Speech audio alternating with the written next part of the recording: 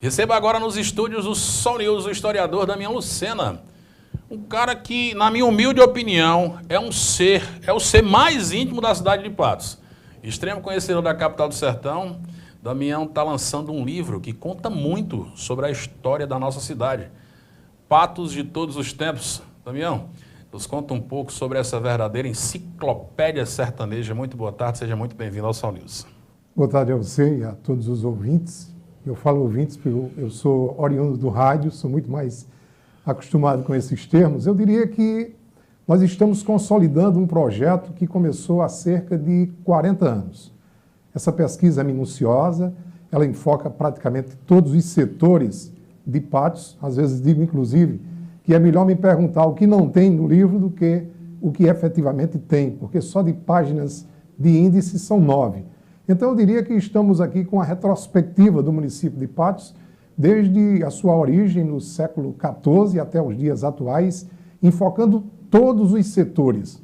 Eu digo até que nós temos conseguido estatísticas e informações que nem os próprios órgãos responsáveis detêm.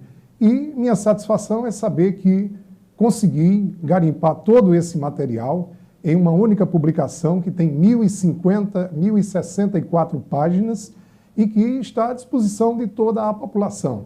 Naturalmente, a gente se depara com muitos obstáculos ao longo de toda essa trajetória, mas principalmente a questão financeira, que é a que consolida o projeto.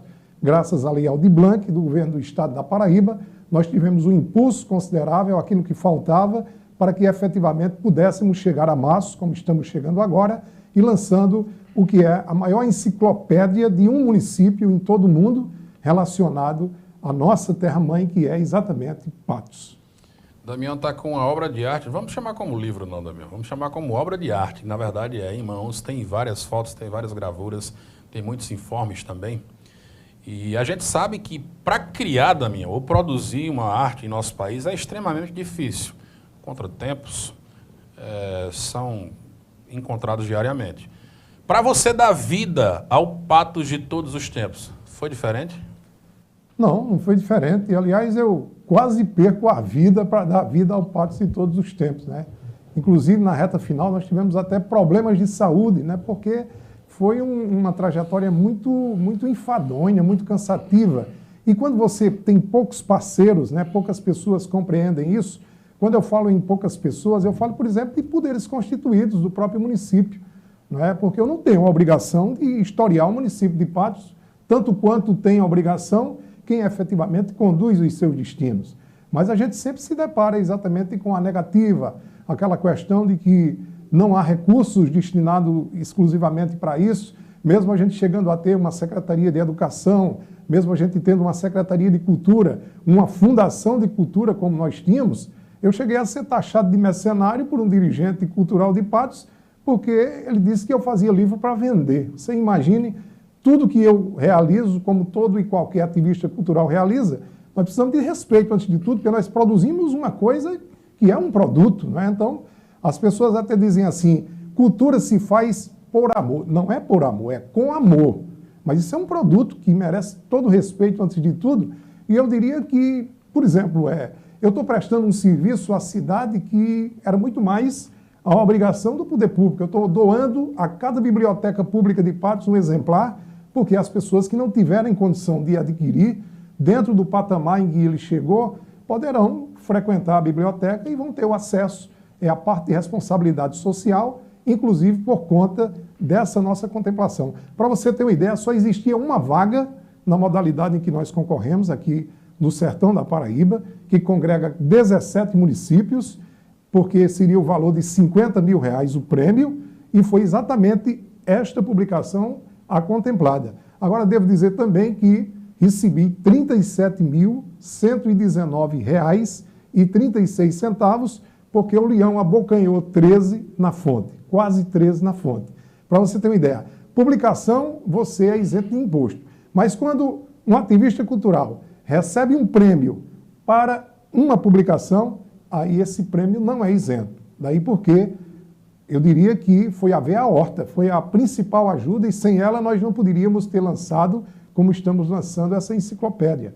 Mas ela não é total. Eu estava até conversando com alguns amigos meus e dizendo, eu agora estou trabalhando para pagar a complementação do projeto para que efetivamente ele possa acontecer em toda a sua amplitude. Mas, como já disse antes, a Lei Aldir Blanc, nesse momento, é a grande responsável pela viabilização da impressão, porque sem esse impulso, certamente, teríamos que aguardar um pouco mais. Eu presenciei outras obras do Damião, inclusive, enquanto profissional do rádio, enquanto profissional historiador, escritor também, e hoje a gente percebe que as atenções precisam ser redobradas pelas dificuldades encontradas, Damião. Ano passado, você abriu as portas de parte do seu imóvel para lançar um espaço cultural que também fala muito sobre a cidade de Patos, sobre a história de Patos desde os primórdios dos tempos.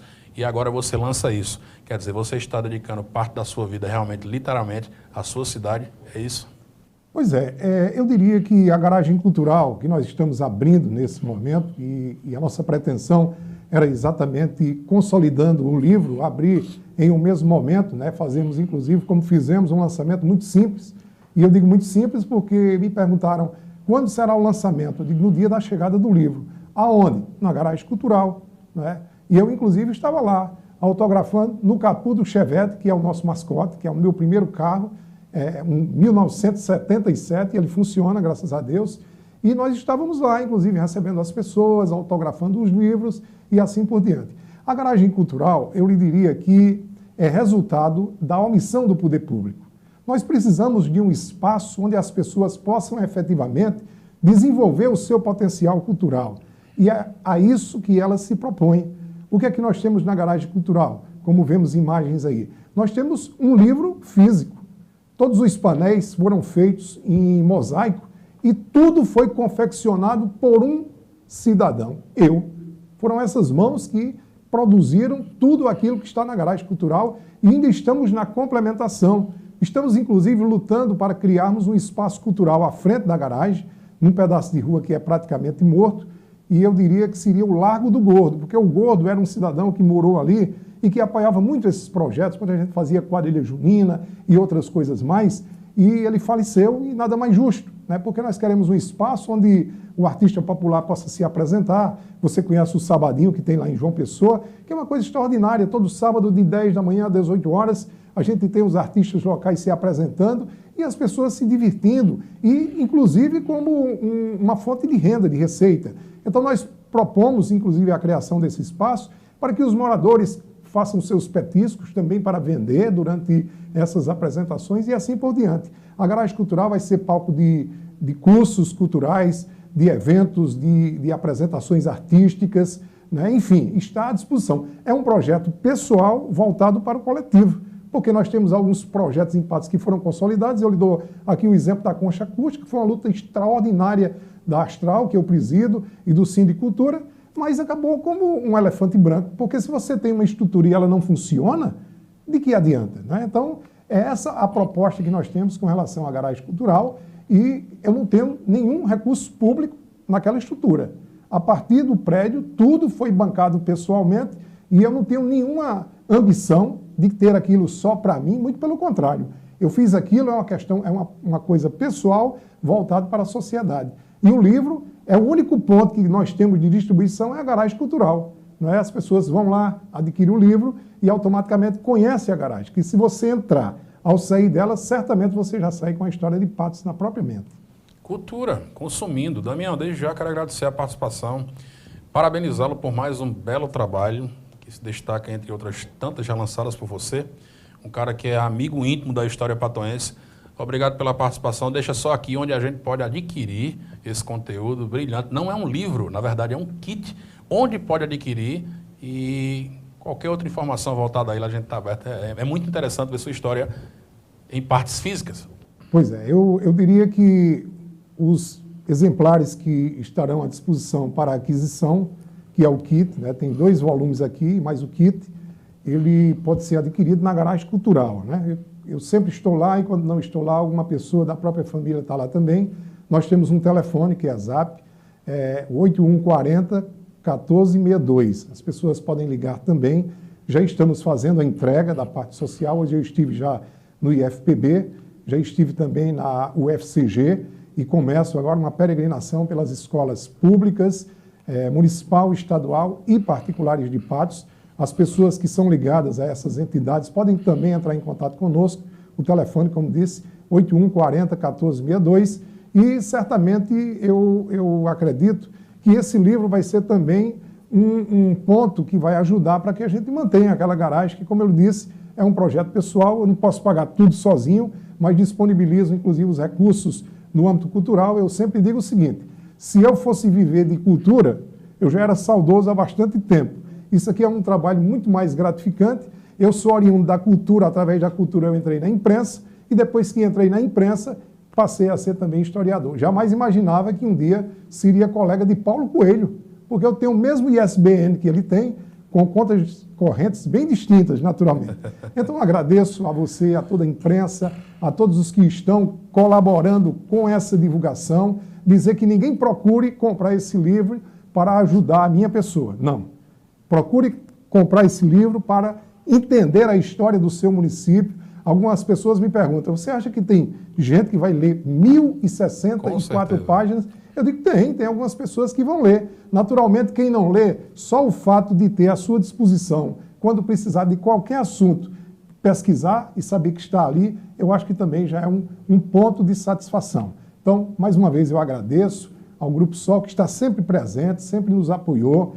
Manda aqui um abraço para o meu amigo Jânio Medeiros. Já estou trazendo aqui, Jânio, o seu exemplar, que é o da Sol, para que o pessoal possa pesquisar também. E, certamente, quem não conhece a Garagem Cultural, ela fica Rua Deodoro da Fonseca, número 180. Se você chegar lá e não tiver ninguém, estiver fechado, pode chamar que parentes meus moram nas imediações e vão lá abrir para você olhar e conhecer. Mas, de vez em quando, eu estou lá. Então, um forte abraço a todos, Patos acima de tudo. Para reforçar, Deodoro da Fonseca fica ali pertinho do antigo Colégio Cepa, Monsenhor Manuel Vieira, próximo ao Baicora, todo mundo conhece no Centro Antigo, na rua do IPC, Instituto de Polícia Científica. Então vai lá, vai adquirir esse exemplar, não é um livro, isso é um informe importante da nossa cultura. Jeremias Cordeiro de Oliveira está comentando, eu vou encerrar contigo aqui nos estúdios, Damião. Acho que conheço Damião, sou irmão de Salomão Cordeiro e Davi Cordeiro, ex-prefeito de Santa Terezinha. Com certeza, né? Inclusive muita gente acha que eu sou de Santa Terezinha porque meus pais são de lá. Mas eu nasci em Patos, na Rua do 18 do Forte, no dia 6 de abril de 1963, e de lá para cá estou dando trabalho a essa cidade e vou continuar aqui até o momento em que ela entender que está na hora de me devolver a Deus, que é meu verdadeiro pai.